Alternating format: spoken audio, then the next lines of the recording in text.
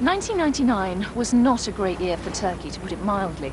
But fortunately, the devastating earthquake in the north of the country left the fascinating city of Istanbul virtually untouched. Treasures like the Blue Mosque and the Topkapi Palace came through without a scratch. And the same goes for the main resorts in the south of the country, 1,000 kilometres from Istanbul. This part of Turkey has a rich past. The ruins of Perge attract many visitors. They're more than 2,000 years old, and the history is fascinating. Following the Trojan War, the Greeks moved in and colonised this area. The Romans built this fort around Antalya, and it's a great place to just wander around. These are the old castle battlements, and the view is just lovely.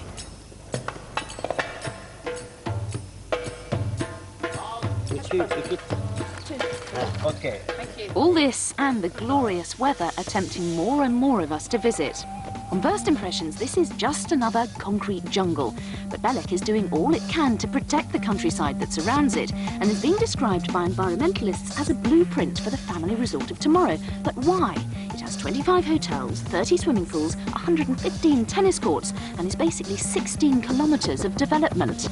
Now, that doesn't immediately sound like an environmental success story to me, but there's no denying it certainly has the potential for a pretty good family holiday. Belek has only just begun to creep into the British holiday brochures, but the feedback has been pretty good so far.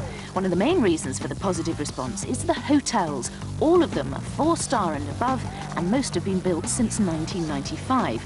There's plenty of land available, so most have spacious grounds, and there's lots to keep you busy. The Belek 2000 project was set up to combine the demands of tourists with the need to protect the area's natural beauty. Aisha Sevgor explains. Well, we have 2 water treatment plants within the area where all the hotels and the holiday villages are connected to. And the water that comes out, those treatment plants are used for the irrigation of the golf courses. I mean, not a single drop is unused. There are 4 18-hole courses here and another 6 are in the pipeline. The resort is also a haven for wildlife. You'll find more than 100 different kinds of birds here. Lake Kojgol's the focus for bird watching, and it's a wonderful way to while away an early morning or late afternoon.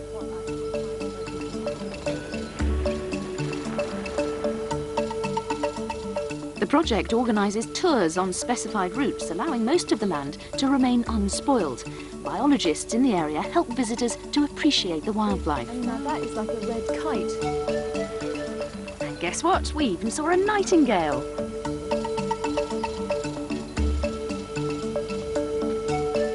The rare Caretta turtle is also a focus for the scheme. Throughout the summer, they come ashore to lay their eggs. The project works with the university and the Wildlife Protection Society to safeguard the turtle's future. Belek's hotels are set between the sea and a 25-kilometre forest. A very real issue for this region is forest fires, especially in summer when temperatures can top 50 degrees centigrade. Fire hydrants are being installed to tackle this. Now, how many of those would you have in the forest? Well, at the moment we have 18 ready, which in the end will go up to 24. There's even a dedicated fire engine, which is based near the forest and can respond quickly to emergencies.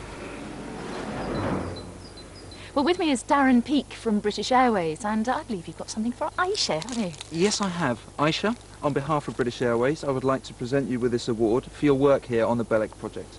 Thanks Congratulations. very much. Thank you. Well done. So, the old, the wild and the new all working together to hold on to the best of the past with a firm eye on the future. It's refreshing, isn't it, to find a modern resort of this sort of size? I mean, over 2 million visitors a year after all, but which also manages to make a real attempt to protect its environment.